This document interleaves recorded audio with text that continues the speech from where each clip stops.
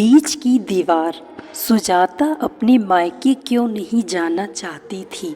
Mummy, आप नानी के यहाँ जाने के लिए पैकिंग करते हुए भी इतनी उदास क्यों लग रही हैं? आपको तो खुश होना चाहिए। नानी मामा से मिलने जा रही हैं। पिंकी दीदी, सोनू भैया भी मिलेंगे। नहीं नहीं, खुश तो हूँ, बस जाने से पहले क्या क्या काम निपटाने हैं यही सोच रही हूँ। खूब एंजॉय करना मम्मी। हमारी पढ़ाई के कारण तो आपका जल्दी निकलना भी नहीं होता, कहकर मेरे गाल पर किस करके मेरी बेटी सुकन्या चली गई। सही तो कह रही है, कोई मायके जाते हुए भी इतना उदास होता है। मायके जाते समय तो एक धीरंग भीर स्त्री भी चंचल तरुणी बन जाती है, पर सुकन्या को क्या बताऊं, कैसे दिखाऊं उसे अपने मन पर लगे घाव। 20 साल की ही तो है, दुनिया के दांव पेचों से दूर। अभी तो उसकी अपनी अलग दुनिया है। माँ बाप के साए में हंसती मुस्कुराती खिलखिलाती दुनिया। मेरे जाने के बाद अमित, सुकन्या और उससे 3 साल छोटे सौरभ को कोई परेशानी ना हो, इस बात का ध्यान रखते हुए घर की साफ सफाई करने वाली रमाबाई और खाना बनाने वाली कमला को अच्छी तरह निर्देश दे दिए थे। अपना बैग बंद कर मैं अमित का ऑफिस से आने का इंतज़ार कर रही थी।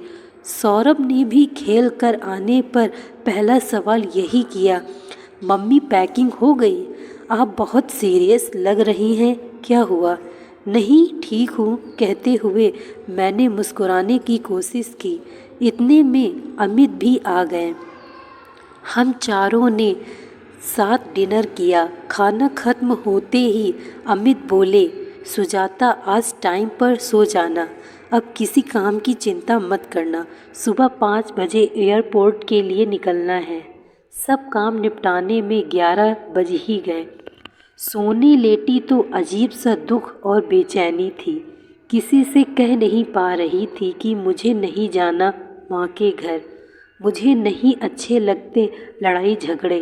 अक्सर सोचती हूँ क्या शांति और प्यार से रहना बहुत मुश्किल काम है। बस अमित मेरी मनोदशा समझते हैं, लेकिन वे भी क्या कहें। खून के रिश्तों का एक अजीब अलग ही सच यह भी है कि अगर कोई गैर आपका दिल दुखाए तो आप उससे एक झटके में किनारा कर सकते हैं, लेकिन ये खून के अपने सगे रिश्ते मन को चाहे बार बार लहूलुहान करें, आप इनसे भाग नहीं सकते। कल मैं मुंबई एयरपोर्ट से फ़्लाइट पकड़ूंगी। 2 घंटों में दिल्ली पहुंचकर फिर टैक्सी से मेरठ मायके पहुंच जाऊंगी, जहां फिर कोई झगड़ा देखने को मिलेगा। झगड़ा वह भी माँ बेटे के बीच का, सोचकर ही शर्म आ जाती है। रिटायर्ड टीचर माँ और पढ़े लिखे मुझसे 5 साल बड़े नरेन भैया, गीता भाभी और मेरी भतीजी पिंकी व भतीजे सोनू के बीच का झगड़ा, कौन गलत है कौन सही, मैं कुछ सोचना नहीं चाहती, लेकिन दोनों मुझे फ़ोन पर एक दूसरे की गलती बताते रहते हैं तो मन का स्वाद कलैसा हो जाता है। मेरा मायके का यह तनाव आज का नहीं है। 5 साल पहले माँ जब रिटायर्ड हुई थी तब से यही चल रहा है। आपस के स्नेह सूत्र कहाँ खो गए पता ही नहीं चला। पिछली बार मैं 2 साल पहले गई थी। इन 2 सालों में हर फ़ोन पर तनाव बढ़ता ही दिखा। अब तो हालत यह हो गई है कि मुझसे तो कोई यह पूछता ही नहीं है कि मैं कैसी हूँ, अमित और बच्चे कैसे हैं। बस मेरे नमस्ते कहते ही शिकायतों का पिटारा खोल देते हैं सब। ऐसे माहौल में मायके जाते समय किस बेटी का दिल खुश होगा। मैं तो अब भी न जाती, पर माँ ने फ़ौरन आने के लिए कहा है, तो मैं बहुत बेमन से कल जा रही हूँ। काश पापा होते, बस इतना सोचते ही आंखें भर आती हैं मेरी। मैं 13 वर्ष की ही थी जब उनका हार्ट फेल हो गया था। उनका न रहना जीवन में एक ऐसा खालीपन दे गया जिसकी कमी मुझे हमेशा महसूस हुई है। उन्हें ही याद करते करते मेरी आँख कब लगी पता ही नहीं चला। सुबह बच्चों को अच्छी तरह रहने के निर्देश देते हुए हम एयरपोर्ट के लिए निकल पड़े। अमित से विदा लेकर अंदर चली गई और नीयत साफ कर उदास सा सफ़र खत्म हुआ। जैसे ही घर पहुंची, माँ गेट पर ही खड़ी थी। टैक्सी से उतरते ही घर पर एक नज़र डाली तो बाहर से ही मुझे जो बदलाव दिखा उसे देख मेरा दिल बुझ गया। अब घर के एक गेट की जगह 2 गेट दिख रहे थे और एक ही घर के बीच में दिख रहे थे एक दीवार। दिल को बड़ा धक्का लगा। मैंने गेट के बाहर से ही पूछा, माँ यह क्या? कुछ नहीं, मेरे बस का नहीं था। रोज़ रोज़ का कलेश। अब दीवार खींचने से शांति रहती है। वे लोग उधर खुश, मैं इधर खुश। खुश एक ही आंगन के 2 हिस्से, इसमें खुश कैसे रह सकता है कोई माँ? और मेरी आवाज़ सुनकर भैया और उनका परिवार भी अपने गेट पर आ गया। भैया ने मेरे सिर पर हाथ रखकर कहा, कैसी है सुजाता? गीता भाभी भी मुझसे गले मिली। पिंकी सोनू तो चिपट ही गए। बुआ हमारे घर चलो। इतने में माँ ने कहा, सुजाता चल अंदर, यहाँ कब तक खड़ी रहेगी? मैं तो कुछ समझ नहीं पा रही थी कि यह क्या हो गया। क्या करूं? भैया ने ही कहा, जा सुजाता बाद में मिलते हैं। मैं अपना बैग उठाए माँ के पीछे चल दी। दीवार खड़ी होते ही घर का पूरा नक्शा बदल गया था। छत पर जाने वाली सीढ़ियाँ भैया के हिस्से में चली गई थी। अब छत पर जाने के लिए भैया के गेट से अंदर जाना था।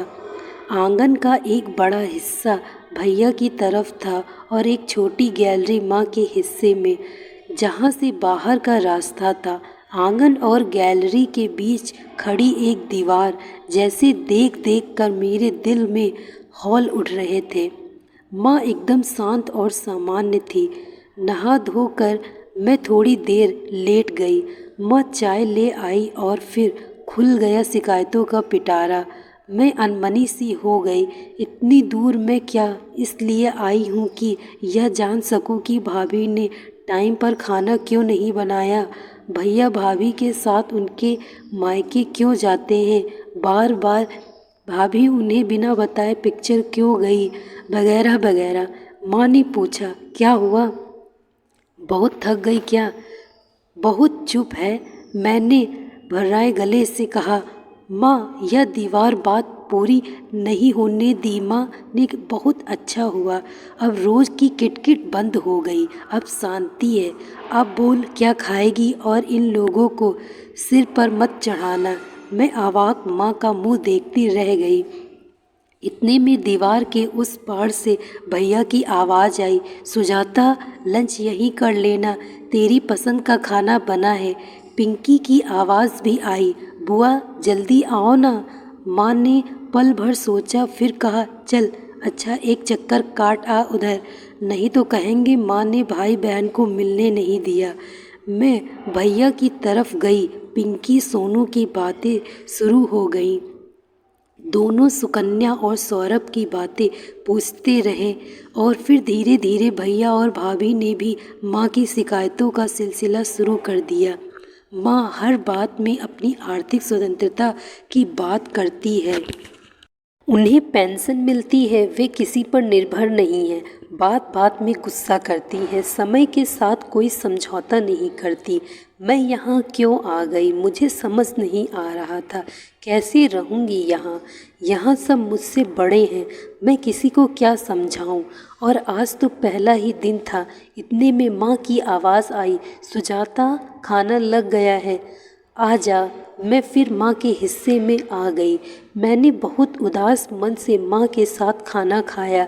माँ ने मेरी उदासी को मेरी थकान समझा और फिर मैं थोड़ी देर लेट गई। बेड की जिस तरफ मैं लेटी थी वहाँ से बीच की दीवार साफ दिखाई दे रही थी। जिसे देखकर मेरी आंखें बार बार भीग रही थी। अपने अपने अहम के टकराव में मेरी माँ और मेरे भैया यह भूल चुके थे कि इस घर की बेटी को आंगन का यह बंटवारा देखकर कैसा लगेगा। मुझे तो यही लग रहा था कि मेरा तो इस घर में गुजारा बचपन जवानी सब बट गए हैं। आंगन का वह कोना जहाँ पता नहीं कितनी दोपहरें सहेलियों के साथ गुड्डी गुड़िया के खेल में गुजरे, अमरूद का वह पेड़ जिसके नीचे गर्मियों में चारपाई बिछाकर लेटकर पता नहीं कितने उपन्यास पढ़े थे, छत पर जाने वाली वे बीच की चौड़ी सीढ़ियाँ जहाँ बैठकर लूडो कैरम खेला करते थे, अब वे सब दीवार के उस पार हैं जहाँ जाने पर माँ की आंखों में नाराज़गी के भाव दिखेंगे। माँ के हिस्से में वह जगह थी जहाँ हर तीज त्यौहार पर सब साथ बैठते थे। आज वह खाली खाली लग रही थी। घर का बड़ा हिस्सा भैया के पास था। माँ ने अपनी ज़रूरत और घर की बनावट के हिसाब से दीवार खड़ी करवा दी थी। यही चल रहा था। मैं भैया की तरफ होती तो माँ बुला लेती और बार बार पूछती कि नरेन क्या कह रहा था। भैया भाभी पूछते, माँ मुझे क्या बताती है उनके बारे में। मैं कुछ खास नहीं का नपा तुला जवाब सबको देती। मुझे महसूस होता घर भी मेरे दिल की तरह उदास है। मैं मन ही मन अपने जाने के दिन गिनती रहती। अमित और बच्चों से फ़ोन पर बात होती रहती थी। दिन भर मेरा पूरा समय इसी कोशिश में बीतता कि सबके संबंध अच्छे हो जाएं, लेकिन शाम तक परिणाम शून्य होता। एक दिन मैंने माँ से पूछ ही लिया, माँ मुझे आपने फ़ोन पर इस दीवार के बारे में नहीं बताया और फ़ौरन आने के लिए क्यों कहा था। माँ ने कहा, ऐसे ही गीता को दिखाना था, मैं अकेली नहीं हूँ, बेटी है मेरे साथ। मैंने भैया से पूछा, आपने फ़ोन पर बताया नहीं कुछ? जवाब भाभी ने दिया, बस फ़ोन पर क्या बताते, दीवार खींच कर माँ खुश हो रही है तो हमें भी क्या परेशानी है, हम भी आराम से हैं। मेरे मन में आया ये सब कुछ खुश हैं तो मुझे ही क्यों तकलीफ़ हो रही है। घर के आंगन में खड़ी दीवार से एक दिन तो हद हो गई। माँ मुझे साड़ी दिलवाने मार्केट ले जा रही थी। मैंने कहा, माँ पिंकी व सोनू को भी बुला लेती हूँ, उन्हें उनकी पसंद का कुछ खरीद दूँगी। माँ ने फ़ौरन कहा, नहीं हम दोनों ही जाएंगे। मैंने कहा, माँ बच्चे हैं उनसे कैसा गुस्सा। मुझे उन सब पर गुस्सा आता है। मैं उस समय उन्हें नहीं ले जा पाई। उन्हें मैं अलग से लेकर गई, उन्हें उनकी पसंद के कपड़े दिलवाए। फिर हम तीनों ने आइसक्रीम खाई। जब से आई थी यह पहला मौका था कि मन को कुछ अच्छा लगा था। पिंकी व सोनू के साथ समय बिताकर मन बहुत हल्का हुआ। 5 दिन बीत रहे थे। मुझे अजीब सी मानसिक थकान महसूस हो रही थी। पूरा दिन दोनों तरफ की आवाज़ों पर कभी इधर तो कभी उधर घूमती दौड़ती रहती। मन रोता मेरा। किसी को एक बेटी के दिल की कसक नहीं दिख रही थी। किस बेटी का मन नहीं चाहता कि कभी वह 2-3 साल में अपने मायके आए तो प्यार और अपनेपन से भरे रिश्तों की मिठास यादों में साथ लेकर जाए। मगर मैं जल्दी से जल्दी अपने घर मुंबई जाना चाहती थी, क्योंकि मेरा मायका मायका नहीं रह गया था। वह तो ऐसा मकान था जहाँ दीवार की दोनों तरफ माँ बेटा बुरे पड़ोसियों की तरह रह रहे थे। इस माहौल में किसी बेटी के दिल को चैन नहीं आ सकता था। मैंने अमित को बता दिया कि मैं 1 हफ्ते में ही आ रही हूँ। अमित सब समझ गए थे। 7वें दिन मैंने अपना बैग पैक किया, सबसे कसैले मन से विदा ली। भैया ने अपने जान पहचान की टैक्सी बुलवा दी थी। टैक्सी में बैठकर सीट पर सिर टिकाकर मैंने अपनी आंखें बंद कर ली।